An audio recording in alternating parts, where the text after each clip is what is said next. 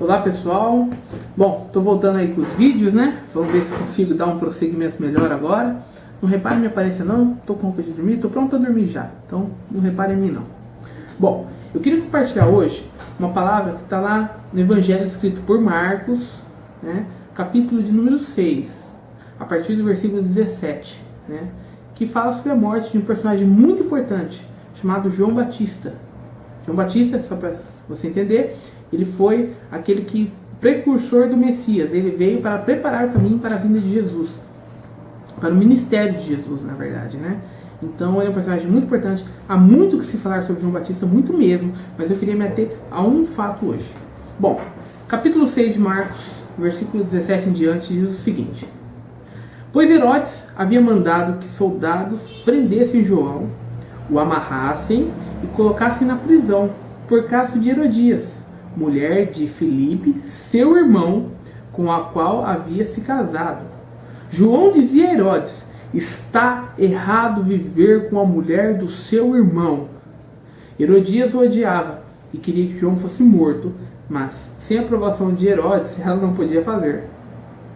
Herodes respeitava João, sabendo que ele era um homem justo e santo, e assim o mantinha debaixo de sua proteção. E Herodes ficava perturbado sempre que falava com João, mas mesmo assim gostava de ouvi-lo. Finalmente chegou a oportunidade de Herodias. Era aniversário de Herodes. Ele ofereceu um banquete e convidou os principais líderes do palácio, os oficiais do exército e os cidadãos importantes da Galileia. Foi quando a filha de Herodias entrou, dançou diante deles e agradou Herodes e aos convidados. Peça-me qualquer coisa que você quiser, prometeu o rei. Ainda que seja metade do meu reino, eu darei a você. Ela saiu e consultou a mãe, que lhe disse: peça a cabeça de João Batista. Então a jovem voltou depressa ao rei e disse: eu quero a cabeça de João Batista agora mesmo, numa bandeja. Com isso, o rei se entristeceu, mas sentiu-se acanhado de quebrar o juramento diante dos seus convidados. Portanto, mandou um de seus soldados à prisão cortar a cabeça de João e trazê-la. O soldado foi, decapitou João na prisão, trouxe a cabeça dele numa bandeja, deu à moça e ela a levou à sua mãe. A gente encontra um episódio aqui, final da vida desse João Batista, né?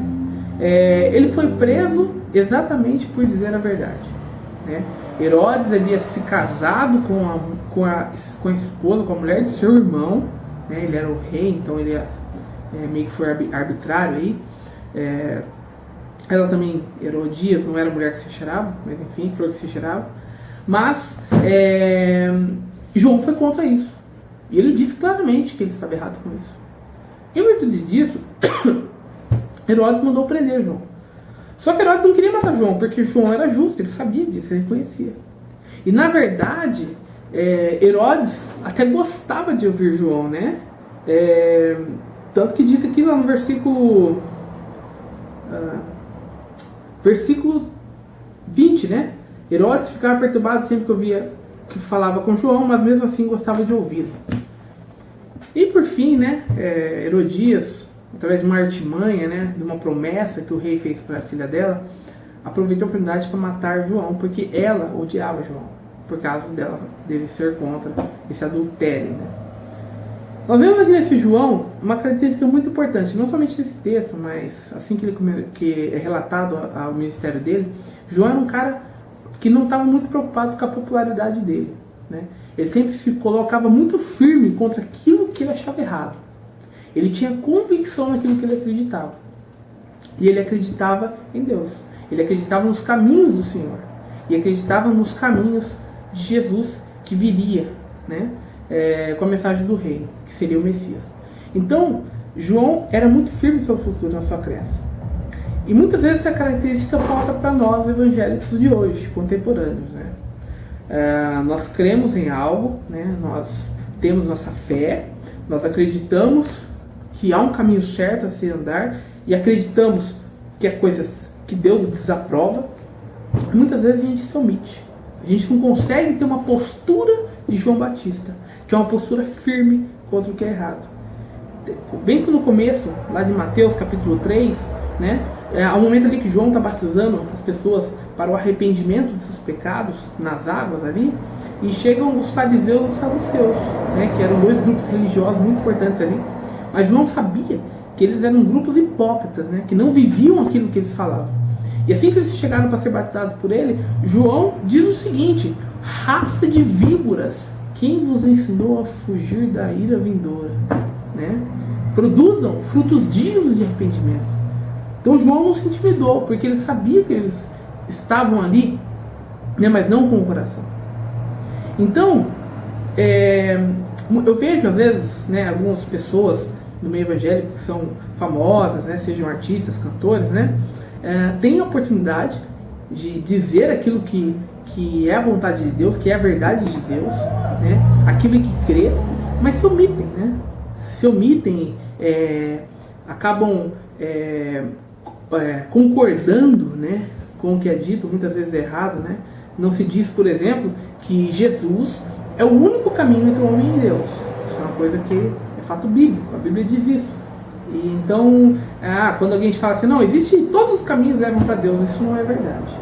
Isso não é verdade. E muitas vezes se omitem nisso. E não somente os famosos, nós mesmos, eu, né, talvez você, diante de uma situação onde nos é colocada uma situação errada, contrária, né, que nós não concordamos com aquilo, ou nos é pedido uma opinião, muitas vezes para agradar a pessoa, para não magoar a pessoa, para manter nossa popularidade, a gente se omite.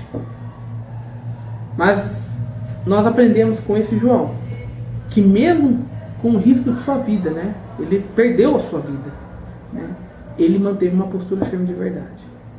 A verdade é uma coisa boa. A verdade, muitas vezes, na hora que a gente fala, na pessoa que ouve, né, ou quando nós ouvimos verdades, às vezes nos machucam. A verdade às vezes machuca. Mas a verdade é igual aquele antigo mertiolate, né? Não sei se você é da época do mertiolate que doía, aquele remedinho para ferida, machucado. Você passar mertiolate doía, que é um terror. Mas ele curava.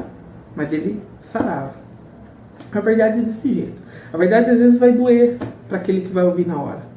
Às vezes a verdade machuca um pouco, mas a verdade cura, a verdade liberta. A Bíblia diz que conhecereis a verdade e a verdade vos libertará. Porque, ao mesmo tempo a Bíblia diz que Jesus é a verdade. Então, que nós possamos ter essa postura, né? Essa postura de ser verdadeiros, de ser autênticos, de não ser omissos diante de uma situação que for necessário expressarmos nossa opinião.